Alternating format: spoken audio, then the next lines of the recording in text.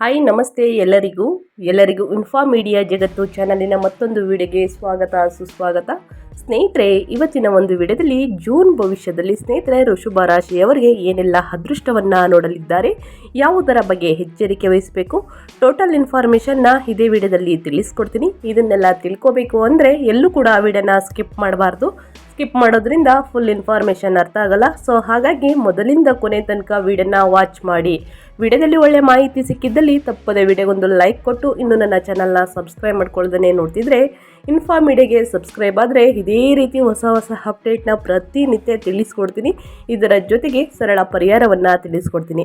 ಪ್ರತಿಯೊಬ್ಬರು ಅನುಸರಿಸಿದಲ್ಲಿ ಮುಂದಿನ ದಿನಗಳಲ್ಲಿ ಎದುರಾಗುವ ಕಷ್ಟ ಸಮಸ್ಯೆಗಳೆಲ್ಲ ನಿವಾರಣೆಯಾಗಲಿದೆ. ಹಾಗಿದ್ರೆ ಯಾರೆಲ್ಲ ಸಬ್ಸ್ಕ್ರೈಬ್ ಮಾಡಿಕೊಂಡು ಪ್ರತಿನಿತ್ಯ ವಿಡಿಯೋ ವಾಚ್ ಮಾಡ್ತಿದ್ದೀರಾ ಅಂಥವ್ರಿಗೆ ಥ್ಯಾಂಕ್ ಯು ಸೋ ಮಚ್ ಅಂತ ಹೇಳ್ತಾ ವಿಡಿಯೋದ ಕಡೆ ಗಮನ ಕೊಟ್ಬಿಡೋಣ. ಸ್ನೇಹಿತರೆ, ಜೂನ್ ತಿಂಗಳ ಜಾತಕ 2025ರ ಪ್ರಕಾರ ಈ ತಿಂಗಳು ಸಾಮಾನ್ಯವಾಗಿ ನಿಮಗೆ ಉತ್ತಮ ಫಲಿತಾಂಶಗಳನ್ನು ತರುತ್ತದೆ. ಬೇರೆ ರೀತಿಯಲ್ಲಿ ಹೇಳುವುದಾದರೆ ಜೂನ್ ನಿಮಗೆ ಸಾಕಷ್ಟು ಅನುಕೂಲಕರವಾಗಿರಬಹುದು.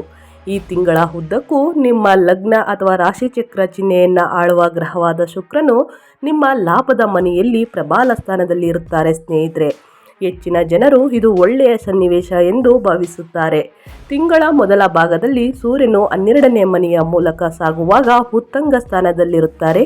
12ನೇ ಮನೆಯಲ್ಲಿ ಸೂರ್ಯನ ಸಂಚಾರದಿಂದ ಪ್ರಯೋಜನ ಪಡೆಯುವುದಿಲ್ಲ ಎಂದು ಪರಿಗಣಿಸಲಾಗಿದ್ದರೂ ಆದರೆ ಸಕಾರಾತ್ಮಕ ಪರಿಣಾಮಗಳನ್ನು ಬೀರಬಹುದು.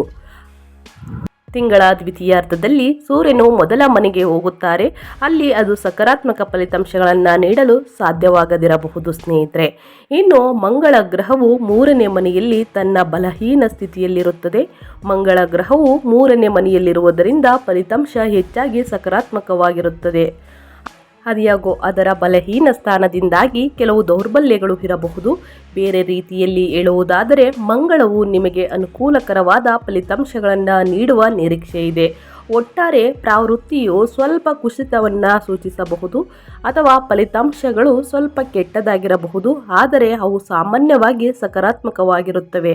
ತಿಂಗಳ ಆರಂಭದಲ್ಲಿ ಬುಧವು ಲಾಭದ ಮನೆಯಲ್ಲಿ ಸಾಗುತ್ತದೆ, ಆದರೂ ಅದು ದುರ್ಬಲ ಸ್ಥಿತಿಯಲ್ಲಿ ಇರುತ್ತದೆ. ಸ್ನೇಹಿತರೆ, ಇನ್ನು 12ನೇ ಮನೆಯಲ್ಲಿ ಇರುತ್ತದೆ ಅಂತಲೇ ಹೇಳ್ಬೋದು. ಈ ಕಾರಣದಿಂದ ದುರ್ಬಲ ಸ್ಥಾನವನ್ನು ಸೂಚಿಸುವ ಕಾರಣ. ಸ್ನೇಹಿತರೆ, ಇನ್ನು ಜೂನ್ 23ರ ನಂತರ ಬುಧನು ಪರಿಸ್ಥಿತಿ ಸ್ವಲ್ಪ ಸುಧಾರಿಸುತ್ತದೆ.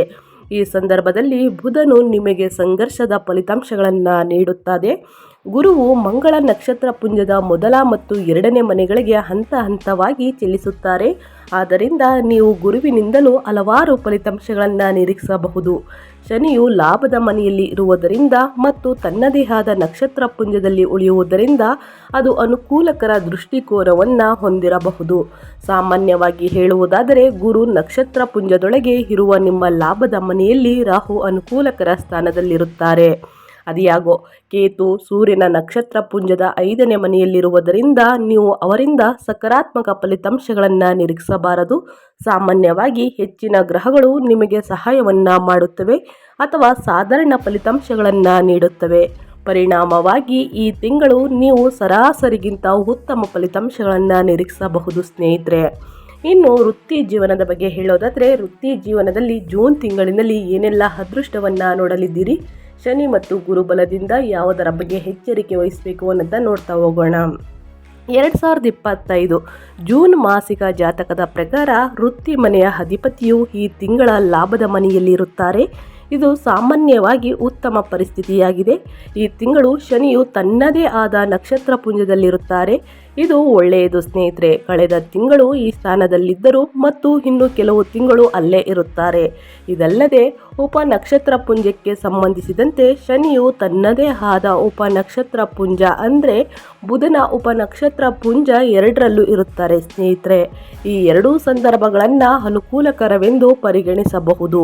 ಪರಿಣಾಮವಾಗಿ ನೀವು ಈ ತಿಂಗಳು ನಿಮ್ಮ ಉದ್ಯೋಗದಲ್ಲಿ ಸಾಕಷ್ಟು ಉತ್ತಮ ಕಾರ್ಯನಿರ್ವಹಿಸಬಹುದು. ಅದು ವ್ಯವಹಾರ ಅಥವಾ ಉದ್ಯೋಗಕ್ಕೆ ಸಂಬಂಧಪಟ್ಟಂತೆ ಅಪಾಯಗಳನ್ನು ತೆಗೆದುಕೊಳ್ಳದಿರಬಹುದು. ಒಳ್ಳೆಯದು ಅಂತಲೇ ಹೇಳ್ಬೋದು. ನೀವು ಸ್ವಲ್ಪ ಬುದ್ಧಿವಂತಿಕೆಯನ್ನು ಪ್ರದರ್ಶಿಸಿದರೆ ಸಕಾರಾತ್ಮಕ ಫಲಿತಾಂಶಗಳನ್ನು ಪಡೆಯಲು ಸಾಧ್ಯವಾಗುತ್ತದೆ ಮತ್ತು ಸಾಮಾನ್ಯವಾಗಿ ಅನುಕೂಲಕರ ಫಲಿತಾಂಶಗಳನ್ನು ಪಡೆಯುತ್ತೀರಿ. ವ್ಯಾಪಾರ ಮತ್ತು ವ್ಯವಹಾರದಲ್ಲಿ ತೊಡಗಿರುವವರಿಗೆ ಈ ತಿಂಗಳು ಬಹುಶಃ ಸಾಕಷ್ಟು ಉತ್ತಮವಾಗಿರುತ್ತದೆ. ತಿಂಗಳ ಆರಂಭಿಕ ವಾರದಲ್ಲಿ ಬುಧ ಗ್ರಹವು ದುರ್ಬಲ ಸ್ಥಾನದಲ್ಲಿದೆ. ಇದನ್ನು ವ್ಯವಹಾರದ ಗ್ರಹವೆಂದು ಪರಿಗಣಿಸಲಾಗುತ್ತದೆ. ಈ ರೀತಿಯ ಪರಿಸ್ಥಿತಿಯನ್ನು ನೀವು ಯಾವುದೇ ಅವಕಾಶಗಳನ್ನು ತೆಗೆದುಕೊಳ್ಳುವುದನ್ನು ತಪ್ಪಿಸುವುದು ಮುಖ್ಯವಾದರೂ ನಿಮ್ಮ ಮನೆಯಲ್ಲಿ ಲಾಭ ಮತ್ತು ಬುಧನ ದುರ್ಬಲ ಸ್ಥಿತಿಯು ಭಂಗದಿಂದಾಗಿ ನೀವು ಉತ್ತಮ ಆರ್ಥಿಕ ಲಾಭಗಳನ್ನು ಗಳಿಸಲು ಸಾಧ್ಯವಾಗುತ್ತದೆ. ಇನ್ನು ಜೂನ್ 7ರಿಂದ ಸ್ನೇಹಿತರೆ ಜೂನ್ 23ರವರೆಗೆ ವ್ಯಾಪಾರಕ್ಕಾಗಿ ಪ್ರಯಾಣಿಸಲು ಸಾಧ್ಯವಿದೆ. ಆದರೆ ಈ ಸಮಯದಲ್ಲಿ ನೀವು ಯಾವುದೇ ಅವಕಾಶಗಳನ್ನು ತೆಗೆದುಕೊಳ್ಳುವುದನ್ನು ತಪ್ಪಿಸಬೇಕಾಗುತ್ತದೆ. ಇನ್ನು 23ರ ನಂತರ ಬುಧನ ಪರಿಸ್ಥಿತಿ ಸ್ವಲ್ಪ ಸುಧಾರಿಸುತ್ತದೆ. ಇದರ ಅರ್ಥ ವ್ಯಾಪಾರವನ್ನು ನಿಯಂತ್ರಿಸುವ ಗ್ರಹದ ಬೆಂಬಲ ಈ ತಿಂಗಳು ಕಡಿಮೆ ಅಂತಲೇ ಹೇಳ್ಬೋದು. ಆದ್ದರಿಂದ ಯಾವುದೇ ವ್ಯವಹಾರ ಅಪಾಯಗಳನ್ನು ತೆಗೆದುಕೊಳ್ಳಬಾರದು. ಬದಲಾಗಿ ಪ್ರಸ್ತುತ ವ್ಯವಹಾರಗಳ ಸಂಬಂಧಗಳ ಮೂಲಕ ಹಣ ಗಳಿಸುವುದು ಗುರಿಯಾಗಿರಬೇಕು. ನೀವು ಹೊಸ ಉದ್ಯಮಗಳನ್ನು ತಪ್ಪಿಸಿದರೆ ಈ ತಿಂಗಳು ನೀವು ಲಾಭದಲ್ಲಿ ಉಳಿಯುತ್ತೀರಿ. ಮತ್ತೊಂದೆಡೆ ಉದ್ಯೋಗದಲ್ಲಿರುವವರಿಗೆ ಈ ತಿಂಗಳು ಬಹುಶಃ ಅತ್ಯುತ್ತಮವಾಗಿರುತ್ತದೆ. ಉದ್ಯೋಗವನ್ನು ಬಯಸುವವರಿಗೆ ತಿಂಗಳ ಮೊದಲಾರ್ಧದಲ್ಲಿ ತಮ್ಮ ಪ್ರಯತ್ನಗಳಲ್ಲಿ ಯಶಸ್ವಿಯಾಗುತ್ತೀರಿ ಸ್ನೇಹಿತರೆ. ಇನ್ನು ಹಣಕಾಸಿನ ಬಗ್ಗೆ ಹೇಳೋದಾದರೆ 2025 ಜೂನ್ ತಿಂಗಳಿನಲ್ಲಿ ಏನೆಲ್ಲ ಅದೃಷ್ಟವನ್ನು ನೋಡಲಿದ್ದೀರಿ, ಯಾವುದರ ಬಗ್ಗೆ ಎಚ್ಚರಿಕೆ ವಹಿಸಬೇಕು ಅನ್ನೋದನ್ನ ನೋಡ್ತಾ ಹೋಗೋಣ. ಸ್ನೇಹಿತರೆ, ಹಣದ ಸಮಸ್ಯೆಗಳಿಗೆ ಸಂಬಂಧಿಸಿದಂತೆ ನಿಮ್ಮ ಲಾಭದ ಮನೆಯ ಅಧಿಪತಿ ಗುರುವು ತಿಂಗಳ ಮೊದಲಾರ್ಧದಲ್ಲಿ ಮೊದಲ ಮನೆಯಲ್ಲಿ ಮತ್ತು ದ್ವಿತೀಯಾರ್ಧದಲ್ಲಿ ಎರಡನೇ ಮನೆಯಲ್ಲಿ ಇರುತ್ತಾರೆ. ಅದು ಅದೇ ಸಮಯದಲ್ಲಿ ಮಂಗಳ ನಕ್ಷತ್ರದಲ್ಲೂ ಇರುತ್ತದೆ. ಅದರ ಅನುಕೂಲಕರ ಸ್ಥಾನದ ಹೊರತಾಗಿಯೂ ಮಂಗಳನ ದುರ್ಬಲ ಸ್ಥಿತಿ ಮತ್ತು 12ನೇ ಮನೆಯ ಅಧಿಪತಿಯಾಗಿ ಅದರ ಸ್ಥಾನಮಾನವು ಆದಾಯವನ್ನು ಸ್ವಲ್ಪ ಕಡಿಮೆ ಮಾಡಬಹುದು. ಇದರ ಅರ್ಥ ನಿಮ್ಮ ಪ್ರಯತ್ನಗಳು ಪ್ರಯೋಜನಗಳಿಗೆ ಕಾರಣವಾಗಿದ್ದರೂ ಸಹ ನಿಮ್ಮ ಆದಾಯದಲ್ಲಿ ಸ್ವಲ್ಪ ಇಳಿಕೆಯನ್ನು ನೀವು ಎದುರಿಸಬಹುದು. ಈ ಕೆಲಸಕ್ಕೆ ನೀವು ಪಡೆಯಬೇಕಾದ ಹಣವು ಮೊತ್ತವು ನಿರೀಕ್ಷೆಗಿಂತ ಸ್ವಲ್ಪ ಕಡಿಮೆ ಇರಬಹುದು ಎಂದು ನೀವು ಕಂಡುಕೊಳ್ಳಬಹುದು ಅಂತಲೇ ಹೇಳ್ಬೋದು. ಮತ್ತೊಂದೆಡೆ ನೀವು ಅಂತಿಮವಾಗಿ ಹಣವನ್ನು ಪಡೆಯಬಹುದು ಸ್ನೇಹಿತರೆ. ನಂತರ ಅಥವಾ ಅನಂತರ ಅವರು ಲಾಭದ ಮನೆಯ ಮೂಲಕ ಹೋಗುವಾಗ ಶುಕ್ರ, ಶನಿ ಮತ್ತು ರಾಹು ನಿಮ್ಮ ಸಂಪತ್ತನ್ನು ಹಲವಾರು ರೀತಿಯಲ್ಲಿ ಹೆಚ್ಚಿಸಲು ಬಯಸುತ್ತಾರೆ. ನಿಮ್ಮ ಕೆಲಸವು ನಿಮಗೆ ಹಲವಾರು ರೀತಿಯಲ್ಲಿ ಹಣ ಗಳಿಸಲು ಅವಕಾಶವನ್ನು ನೀಡುತ್ತಾರೆ. ಈ ತಿಂಗಳು ನೀವು ವಿವಿಧ ಮೂಲಗಳಿಂದ ಪ್ರಯೋಜನವನ್ನು ಪಡೆಯಬಹುದು ಎಂದು ಇದರ ಅರ್ಥ ಸ್ನೇಹಿತರೆ. ಇನ್ನು ನಿಮಗೆ ಉದ್ಯೋಗವಿದ್ದರೆ ನಿಮ್ಮ ಸಂಬಳ ಹೆಚ್ಚಳಕ್ಕೆ ಅವಕಾಶಗಳು ತೆರೆದುಕೊಳ್ಳುತ್ತವೆ. ಈ ತಿಂಗಳು ಉಳಿತಾಯಕ್ಕೆ ಸರಾಸರಿ ಸಹಾಯವನ್ನು ನೀಡಬಹುದು, ಏಕೆಂದರೆ ನಿಮ್ಮ ಸಂಪತ್ತಿನ ಕ್ಷೇತ್ರದ ಅಧಿಪತಿ ಬುಧ 2 ಬಾರಿ ಸ್ಥಾನಗಳನ್ನು ಬದಲಾಯಿಸುತ್ತಾರೆ. ಗಮನಾರ್ಹ ಪ್ರಯತ್ನಗಳನ್ನು ಮಾಡಿದ ನಂತರವೇ ನೀವು ಉಳಿಸಲು ಸಾಧ್ಯವಾಗುತ್ತದೆ. ಈ ತಿಂಗಳು ನೀವು ನಿಮ್ಮ ಬಹುಪಾಲು ಹಣವನ್ನು ಖರ್ಚು ಮಾಡದಿರಿ ಎಂದು ತೋರುತ್ತದೆ ಸ್ನೇಹಿತರೆ. ಸಂಪತ್ತಿನ ಸೂಚಕ ಗುರುವು ತಿಂಗಳ ಮೊದಲಾರ್ಧದಲ್ಲಿ ನಿಮಗೆ ಸರಾಸರಿ ಬೆಂಬಲವನ್ನು ನೀಡುತ್ತಾರೆ, ಆದರೆ ದ್ವಿತೀಯಾರ್ಧದಲ್ಲಿ ಉತ್ತಮ ಬೆಂಬಲವನ್ನು ಕೊಡುತ್ತಾರೆ. ಪರಿಣಾಮವಾಗಿ ಜೂನ್ 2025ರ ಈ ತಿಂಗಳಲ್ಲಿ ನೀವು ಹಣಕಾಸಿನ ವಿಷಯಗಳಲ್ಲಿ ಸರಾಸರಿ ಅಥವಾ ಸ್ವಲ್ಪ ಉತ್ತಮ ಫಲಿತಾಂಶಗಳನ್ನು ಸಾಧಿಸುತ್ತೀರಿ. ಈ ತಿಂಗಳು ಸಾಮಾನ್ಯವಾಗಿ ಸ್ನೇಹಿತರೆ ಗಳಿಕೆಯ ವಿಷಯದಲ್ಲಿ ಪ್ರಯೋಜನಕಾರಿಯಾಗಿದೆ, ಆದರೂ ಉಳಿತಾಯದ ವಿಷಯದಲ್ಲಿ ಇದು ಸ್ವಲ್ಪ ದುರ್ಬಲವಾಗಿರಬಹುದು. ಆದರೆ ನೀವು ಈಗಾಗಲೇ ಉಳಿಸಿರುವ ಹಣವನ್ನು ಸರಿಯಾಗಿ ರಕ್ಷಿಸಲು ನಿಮಗೆ ಸಾಧ್ಯವಾಗುತ್ತದೆ. ಇನ್ನು ನಿಮ್ಮ ಆರೋಗ್ಯದ ಬಗ್ಗೆ ಹೇಳೋದಾದರೆ ಜೂನ್ ತಿಂಗಳಿನಲ್ಲಿ ಏನೆಲ್ಲ ಬದಲಾವಣೆಗಳನ್ನು ನೋಡಲಿದ್ದೀರಿ, ಶನಿ ಮತ್ತು ಗುರುಬಲದಿಂದ ಯಾವುದರ ಬಗ್ಗೆ ಜಾಗೃತಿ ವಹಿಸಬೇಕು ಅನ್ನೋದನ್ನ ನೋಡ್ತಾ ಹೋಗೋಣ. ಸ್ನೇಹಿತರೆ, ಆರೋಗ್ಯದ ದೃಷ್ಟಿಕೋನದಿಂದ ಜೂನ್ ತಿಂಗಳ ಮಾಸಿಕ ಜಾತಕ 2025ರ ಪ್ರಕಾರ ಜೂನ್ ತಿಂಗಳು ನಿಮಗೆ ಮುಖ್ಯವಾಗಿ ಸಕಾರಾತ್ಮಕ ಫಲಿತಾಂಶಗಳನ್ನು ನೀಡುತ್ತದೆ. ಅದ್ಯಾಗೋ ಹವಾಮಾನದಲ್ಲಿನ ಬದಲಾವಣೆಗಳು ಕೆಲವು ಸಣ್ಣ ಪರಿಣಾಮಗಳನ್ನು ಬೀರಬಹುದು.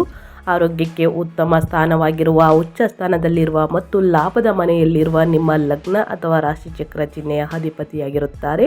ಅದ್ಯಾಗೋ ತಿಂಗಳ ಮೊದಲ ಭಾಗದಲ್ಲಿ ಗುರುವಿನ ಸಂಚಾರವು ಮೊದಲ ಮನೆಯ ಮೇಲೆ 5ನೇ ಮನೆಯಲ್ಲಿ ಕೇತುವಿನ ಸ್ಥಾನ, 3ನೇ ಮನೆಯಲ್ಲಿ ದುರ್ಬಲಗೊಂಡು ಮಂಗಳನ ಉಪಸ್ಥಿತಿ ಮತ್ತು ಮೊದಲ ಮನೆಯ ಮೇಲೆ ಶನಿಯ ದೃಷ್ಟಿ ಇವೆಲ್ಲವೂ ಕೆಲವು ಸಣ್ಣ ನಕಾರಾತ್ಮಕ ಪರಿಣಾಮಗಳನ್ನು ಬೀರಬಹುದು.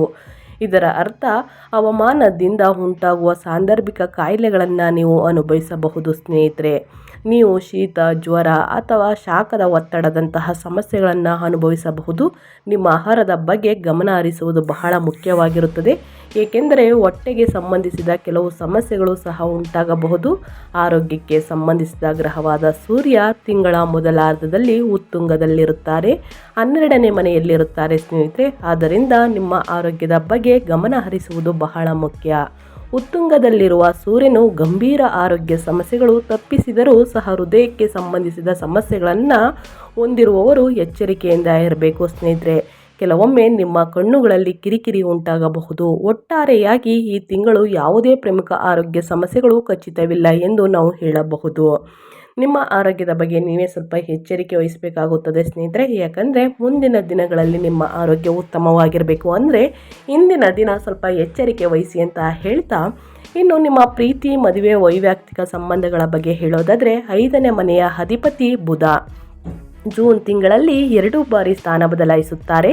ಇದು ನಿಮ್ಮ ಪ್ರಣಯ ಜೀವನದ ಮೇಲೆ ಪರಿಣಾಮ ಬೀರಬಹುದು. ಬುಧನು ತಿಂಗಳ ಆರಂಭದಲ್ಲಿ ಜೂನ್ 7ರವರೆಗೆ 11ನೇ ಮನೆಯಲ್ಲಿ ಉತ್ತುಂಗದಲ್ಲಿರುವ ಶುಕ್ರನೊಂದಿಗೆ ಇರುತ್ತಾರೆ, ಆದರೆ ದುರ್ಬಲ ಸ್ಥಿತಿಯಲ್ಲಿರುತ್ತಾರೆ. ಇದರ ಅರ್ಥ ನಿಮ್ಮ ಪ್ರಣಯ ಜೀವನವು ಏನೇ ಇರಲಿ ಸ್ನೇಹಿತರೆ ಸಕಾರಾತ್ಮಕವಾಗಿರುತ್ತದೆ. ಕೆಲವು ಸಣ್ಣ ವಾದಗಳ ನಂತರ ಪ್ರೀತಿ ಪುನಃಸ್ಥಾಪನೆಯಾಗುವ ಉತ್ತಮ ಅವಕಾಶವಿದೆ ಅಂತಲೇ ಹೇಳ್ಬೋದು. ಇನ್ನು ನಿಮ್ಮ ಪ್ರಣಯ ಜೀವನವು ಕೆಲವು ಸಣ್ಣ ಏರಿಳಿತಗಳನ್ನು ಕಂಡರೂ ಪ್ರಮುಖ ಸಮಸ್ಯೆಗಳು ಸಂಭವಿಸಬಹುದು. ಸೊ ಹಾಗಾಗಿ ಸ್ನೇಹಿತರೆ, ನೀವು ಬುದ್ಧಿವಂತದಿಂದ ವಿಧಾನದಿಂದ ನಿಮ್ಮ ಪ್ರೇಮ ಜೀವನದ ಲಾಭವನ್ನು ಪಡೆಯಬಹುದು. ಪ್ರೀತಿಯ ಸಂಕೇತಕ ಶುಕ್ರನಿಂದ ನೀವು ಪ್ರೋತ್ಸಾಹವನ್ನು ಪಡೆಯುತ್ತಲೇ ಇರುತ್ತೀರಿ. ಅದಿಯಾಗೋ ರಾಹು ಮತ್ತು ಕೇತುವಿನ ಪರಿಣಾಮವನ್ನು ಪರಿಗಣಿಸಿ ಯಾವುದೇ ಸಮಸ್ಯೆಗಳು ಉಲ್ಟಾ ಹೊಡೆದಂತೆ ತಡೆಯುವುದು ಮುಖ್ಯ ಅಂತಲೇ ಹೇಳ್ಬೋದು. ಈ ತಿಂಗಳು ಮಂಗಳ ಗ್ರಹವು 3ನೇ ಮನೆಯಲ್ಲಿ ಇರುತ್ತದೆ. ಇದು ಸಾಮಾನ್ಯವಾಗಿ ಒಳ್ಳೆಯದು ಅಂತಲೇ ಹೇಳ್ಬೋದು. ಯಾಕಂದರೆ ವೈವಾಹಿಕ ಜೀವನದ ವಿಷಯದಲ್ಲಿ ಅದು ದುರ್ಬಲ ಅಥವಾ ದುರ್ಬಲ ಸ್ಥಾನದಲ್ಲಿರುತ್ತದೆ. ನಿಮ್ಮ 7ನೇ ಮನೆಯ ಮೇಲೆ ಗುರುವಿನ 7ನೇ ದೃಷ್ಟಿಯು ತಿಂಗಳ ಮೊದಲ ಭಾಗದಲ್ಲಿ ಯಾವುದೇ ಪ್ರಮುಖ ಸಮಸ್ಯೆಗಳನ್ನು ಬೆಳೆಯದಂತೆ ತಡೆಯಲು ಸಹಾಯವನ್ನು ಮಾಡುತ್ತದೆ. ಇನ್ನು ತಿಂಗಳ ದ್ವಿತೀಯಾರ್ಧದಲ್ಲಿ ಗುರುವಿನ ಸಂಚಾರವು ಉತ್ತಮ ಸ್ಥಾನದಲ್ಲಿರುತ್ತದೆ ಸ್ನೇಹಿತರೆ, ಅದು ನಿಮಗೆ ಅನುಕೂಲಕರವಾಗಿರುತ್ತದೆ. ವೈವಾಹಿಕ ಜೀವನದಲ್ಲಿ ಸಣ್ಣ ಪುಟ್ಟ ಸಮಸ್ಯೆಗಳು ಉಂಟಾಗಬಹುದು, ಆದರೆ ಎಲ್ಲ ಸಮಸ್ಯೆಗಳು ಉಂಟಾಗುವ ಸಾಧ್ಯತೆ ಕಡಿಮೆ ಇರುತ್ತದೆ. ಕೆಲವು ಸಣ್ಣ ಪುಟ್ಟ ವಿವಾದಗಳ ನಂತರ ವಿಷಯಗಳು ಸ್ಥಿರವಾಗುತ್ತವೆ. ನಿಮ್ಮ ವೈವಾಹಿಕ ಸಂಬಂಧಕ್ಕೆ ತಾಜಾತನ ತರುತ್ತದೆ. ನಿಮ್ಮ ಸಂಗಾತಿಯ ಆರೋಗ್ಯವು ಸ್ವಲ್ಪ ಏರುಪೇರು ಆಗಬಹುದು, ಆದರೆ ಚಿಂತೆಗೆ ಯಾವುದೇ ಕಾರಣವಿಲ್ಲ. ಸಂಕ್ಷಿಪ್ತವಾಗಿ ಹೇಳುವುದಾದರೆ ಈ ತಿಂಗಳು ಸಣ್ಣ ಭಿನ್ನಾಭಿಪ್ರಾಯಗಳ ನಂತರ ಪ್ರೀತಿ ಮತ್ತು ವೈವಾಹಿಕ ವಿಷಯಗಳಲ್ಲಿ ನೀವು ಉತ್ತಮ ಸಾಮರಸ್ಯವನ್ನು ನಿರೀಕ್ಷಿಸಬಹುದು. ಸೊ ಹಾಗಾಗಿ ನಿಮಗೆ ತಿಳಿಸೋದು ಏನಂದರೆ, ವಾದ ವಿವಾದಗಳನ್ನು ತಪ್ಪಿಸಿ ನಿಮ್ಮ ಪ್ರೇಮ ಜೀವನದಲ್ಲಾಗಲಿ, ನಿಮ್ಮ ಪ್ರೀತಿ ಜೀವನದಲ್ಲಾಗಲಿ ಸ್ನೇಹಿತರೆ, ಇನ್ನು ವೈವಾಹಿಕ ಜೀವನದಲ್ಲಾಗಲಿ, ಕುಟುಂಬ ಜೀವನದಲ್ಲಾಗಲಿ ಮಾತು ಬೆಳ್ಳಿ, ಮೌನ ಬಂಗಾರ ಥರ ಇರಬೇಕು ಸ್ನೇಹಿತರೆ. ಅತಿಯಾಗಿ ವಾದ ವಿವಾದಗಳನ್ನು ತಪ್ಪಿಸಬೇಕಾಗುತ್ತದೆ. ಈ ರೀತಿ ಇದ್ದರೆ ಮಾತ್ರ ಮುಂದಿನ ದಿನಗಳಲ್ಲಿ ಉತ್ತಮ ಸಂಬಂಧಗಳನ್ನು ನೋಡುವುದಕ್ಕೆ ಸಾಧ್ಯವಾಗುತ್ತದೆ. ಇನ್ನು ಗುರು ಬಲದಿಂದ ಶನಿ ಬಲದಿಂದ ಜುಲೈ ತಿಂಗಳು ಹೇಗಿರಲಿದೆ ಅನ್ನೋದನ್ನು ಕೂಡ ತಿಳಿಸ್ಕೊಡ್ತೀನಿ. ಇದನ್ನೆಲ್ಲ ತಿಳ್ಕೋಬೇಕು ಅಂದರೆ ಇನ್ಫಾಮೀಡಿಯಾಗೆ ಸಬ್ಸ್ಕ್ರೈಬ್ ಆಗಬೇಕು. ಮೊದಲಿಂದ ಕೊನೆ ತನಕ ವಿಡಿಯೋನ ವಾಚ್ ಮಾಡಬೇಕು. ಮಧ್ಯದಲ್ಲಿ ಒಂದು ಪರಿಹಾರವನ್ನು ತಿಳಿಸ್ಕೊಟ್ಟಿರ್ತೀನಿ, ನೀವು ಅದನ್ನು ಕಟ್ ಮಾಡಿಕೊಂಡು ವಿಡಿಯೋ ವಾಚ್ ಮಾಡ್ಕೊಂಡು ಹೋದರೆ ಫುಲ್ ಇನ್ಫಾರ್ಮೇಷನ್ ಅರ್ಥ ಆಗಲ್ಲ. ಸೊ ಹಾಗಾಗಿ ತಪ್ಪದೆ ಯಾವುದೇ ಸಮಸ್ಯೆಗಳಿಗೆ ಈ ಸಣ್ಣ ಪುಟ್ಟ ಪರಿಹಾರಗಳನ್ನು ಫಾಲೋ ಮಾಡಿ ಸ್ನೇಹಿತರೆ. ಪ್ರತಿದಿನ ಅಥವಾ ಪ್ರತಿ ಶನಿವಾರ ಸ್ನೇಹಿತರೆ ಶನಿದೇವರನ್ನು ಪ್ರಾರ್ಥನೆ ಮಾಡಿ. ಶನಿದೇವರಿಗೆ ಕಪ್ಪು ಎಳ್ಳು ಮತ್ತು ಸಾಸಿವೆ ಎಣ್ಣೆಯಿಂದ ಅಭಿಷೇಕವನ್ನು ಮಾಡಿಸಿ. ಇದನ್ನು ಮಾಡಿಸುವುದರಿಂದ ನಿಮ್ಮ ಆರೋಗ್ಯ ಸಮಸ್ಯೆ, ನಿಮ್ಮ ಕುಟುಂಬದಲ್ಲಿರುವ ಗೊಂದಲಗಳೆಲ್ಲ ನಿವಾರಣೆಯಾಗಿ ಮುಂದಿನ ದಿನಗಳಲ್ಲಿ ಉತ್ತಮ ಆರೋಗ್ಯವನ್ನು ಪಡೆದುಕೊಳ್ಳಲಿದ್ದೀರಿ.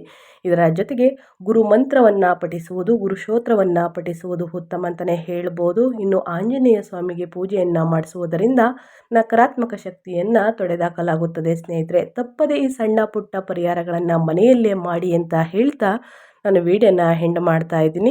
ಇವತ್ತಿನ ಒಂದು ವಿಡಿಯೋ ಇಷ್ಟ ಆಗಿದ್ದಲ್ಲಿ ದಯವಿಟ್ಟು ವಿಡಿಯೋಗೊಂದು ಲೈಕ್ ಮಾಡಿ. ಇನ್ನು ನನ್ನ ಚಾನಲ್ನ ಸಬ್ಸ್ಕ್ರೈಬ್ ಮಾಡ್ಕೊಂಡಿಲ್ಲ ಅಂದರೆ ತಪ್ಪದೇ ಸಬ್ಸ್ಕ್ರೈಬ್ ಮಾಡಿಕೊಂಡ್ರೆ ಇದೇ ರೀತಿ ಹೊಸ ಹೊಸ ಅಪ್ಡೇಟ್ನ ಪ್ರತಿನಿತ್ಯ ತಿಳಿಸ್ಕೊಡ್ತೀನಿ.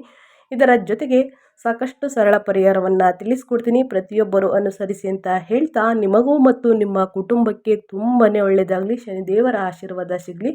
ಮತ್ತೊಂದು ವಿಡಿಯೋದಲ್ಲಿ ಸಿಗ್ತೀನಿ. Thank you for watching.